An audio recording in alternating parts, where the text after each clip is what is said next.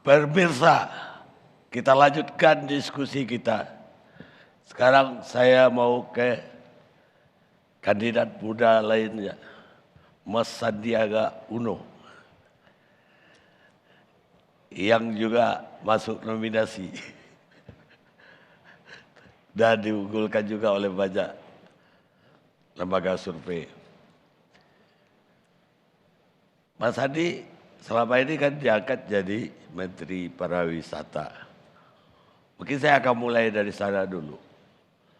Sejauh mana yang bisa Mas Sandi usahakan atau lakukan di tengah-tengah pandemi yang begitu hebat, yang kita tidak terbayang pariwisata masih bisa berkembang.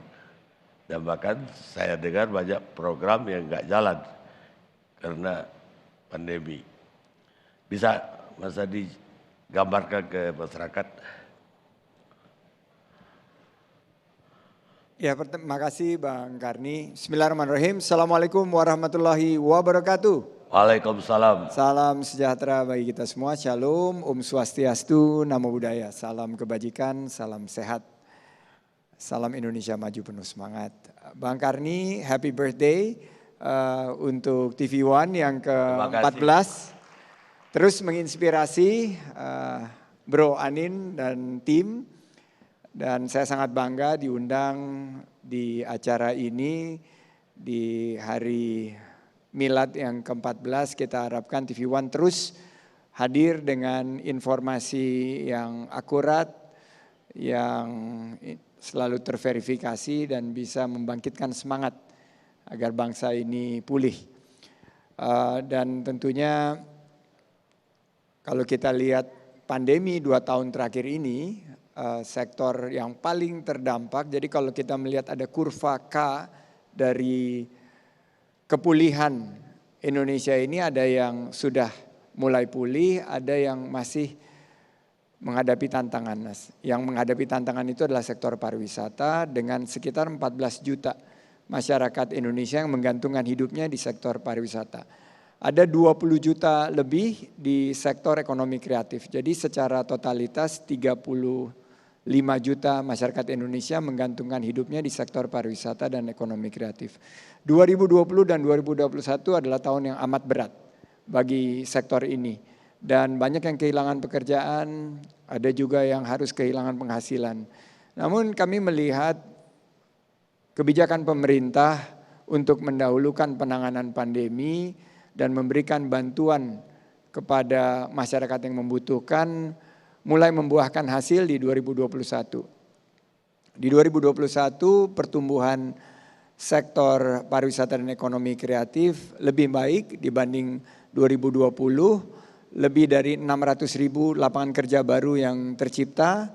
Ada semangat kepulihan, ada semangat momentum. Walaupun kita harus melakukan inovasi dengan teknologi, big data, dengan artificial intelligence, sekarang ada metaverse, ada crypto. Kita terus melakukan adaptasi dengan sertifikasi CHSE, bagaimana kita protokol kesehatan itu harus didahulukan. Dulu pariwisata itu identik dengan keramaian. Sekarang pariwisata itu harus lebih bisa menghindari kerumunan. Dan terakhir kolaborasi. Pariwisata dan ekonomi kreatif di 2021 bisa mulai menggeliat dan di 2022 ini kita optimis momentum ini ada karena kita terus berkolaborasi. Di 2021 Indonesia dan Presiden Joko Widodo menerima penghargaan dari Organisasi Pariwisata Dunia sebagai negara yang mampu menetapkan kebijakan pariwisata yang tepat. Saya pertama-tama tanya gitu Bang Karni, kok karena kita kan kalau lihat Indonesia pariwisatanya jatuh sekali gitu. Tapi rupanya penanganan pandemi kita dianggap sebagai best practice. Dianggap sebagai penanganan pandemi yang tepat untuk negara yang sebesar Indonesia ini. Jadi ini karena kekompakan kita semua yang ada di sini, ada kepala-kepala daerah, ada juga pimpinan partai politik, kita semua hadir di sini. Saya rasa kekompakan kita semua ini bisa membawa kita di titik ini. Masih perjalanan jauh untuk kepulihan, tapi saya optimis. 2022 kita akan bangkit, akan ada peluang usaha, akan ada lapangan pekerjaan, dan mudah-mudahan segera dengan adanya G20, kemarin MotoGP minggu lalu, semangat optimisme untuk bangkit ini bisa kita rasakan. Baik, Mas Sadi barusan terakhir nyinggung MotoGP, Mandalika ya. Katanya itu juga jadi masalah. Satu pihak mau dikembangkan ke pariwisata, yang kedua di lain pihak terjadi pelanggaran-pelanggaran karantina lah, apa aja yang mengebohkan. Dan sebenarnya apa sih yang terjadi? Di MotoGP, alhamdulillah pada saat latihan pramusim kemarin kita melaksanakan protokol kesehatan dengan kebijakan bubble.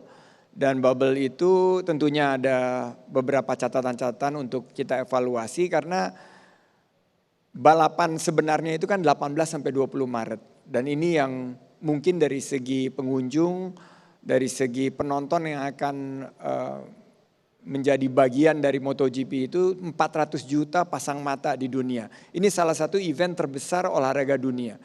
Nah, kami mendapatkan beberapa catatan, tapi secara keseluruhan pelaksanaan latihan pramusim ini boleh dikatakan lancar dan sukses. Ada 15 dari kru, tidak ada pembalap, hanya beberapa pendukung dan jurnalis yang terpapar COVID-19, dan ini terus kita evaluasi dan kita pastikan agar ada peningkatan koreksi di saat nanti MotoGP. Tapi Bang Karni kalau ngelihat di Mandalika ini semua betul-betul merasakan bagaimana geliat ekonomi di Mandalika dengan adanya MotoGP, dan kegiatan-kegiatan ini adalah kegiatan yang tepat sasaran, tepat manfaat dan tepat waktu, dan kita pahami betul kebutuhan masyarakat yang ada di Lombok. Setelah 2 tahun Lombok dan NTB ini sama seperti Bali dan destinasi wisata lainnya tidak mendapatkan kehadiran wisatawan. Nah, kehadiran MotoGP minggu lalu ini menurut saya suatu angin segar dan membawa satu optimisme. Catatan-catatan dan evaluasi tadi terutama berkaitan dengan protokol kesehatan akan menjadi masukan yang akan kami terapkan di bulan Maret. Tapi ada berita baik juga nih Bang Karni. Tadi siang diputuskan karena penanganan Omikron ini di beberapa catatan kita sudah menunjukkan ada data-data yang mendukung, maka karantina dari tadinya 5 hari, kalau kita sudah divaksinasi 2 kali dan di booster sudah diturunkan menjadi sekarang 3 hari. Jadi ini menunjukkan lagi dinamika dari kebijakan-kebijakan kita dalam penanganan pandemi ini. Baik, kembali ke tema kita, Indonesia bangkit. Kalau Mas Sadi ikut nominasi dan dipilih, yang mana yang Mas Sadi mau bangkitkan di Indonesia ini? Kalau dilihat ekonomi kita ini melakukan sekarang transformasi dari tadinya berbasis sumber daya alam, berbasis konsumsi, sekarang kita masuk ke dalam ekonomi berbasis nilai tambah, dan ternyata yang mengambil peran sekali lagi adalah ekonomi rakyat, UMKM. 97% lapangan kerja yang menciptakan adalah UMKM. Sekarang mereka terbantukan dari sisi ekonomi kreatif karena ada 3 ekonomi kreatif sektor yang sangat membuka peluang usaha dan lapangan kerja, yaitu kuliner, kriya, dan fashion. Ini 70% lapangan kerja diciptakan di sektor kuliner, kriya, dan fashion, dan ada beberapa pandemic winners atau pemenang pandemi.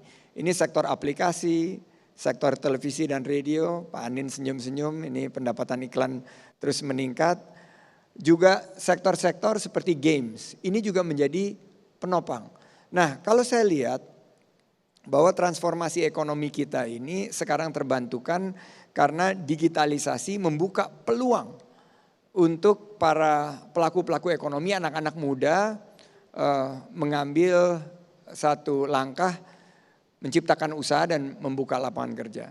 Saya melihat sektor-sektor yang berkaitan dengan kesehatan, sektor teknologi, digitalisasi, maupun sektor yang berkaitan dengan sustainability, dengan keberlanjutan lingkungan yang akan sangat menopang pertumbuhan ekonomi kita.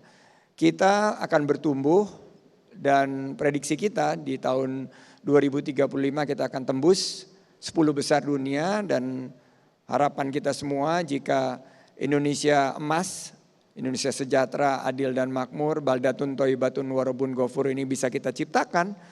Ini satu saat di tahun 2045 Indonesia akan masuk ke 4 besar ekonomi besar di dunia. Baik, kalau jadi nominasi, kali ini partai mana yang akan dipilih oleh Mas Sandi?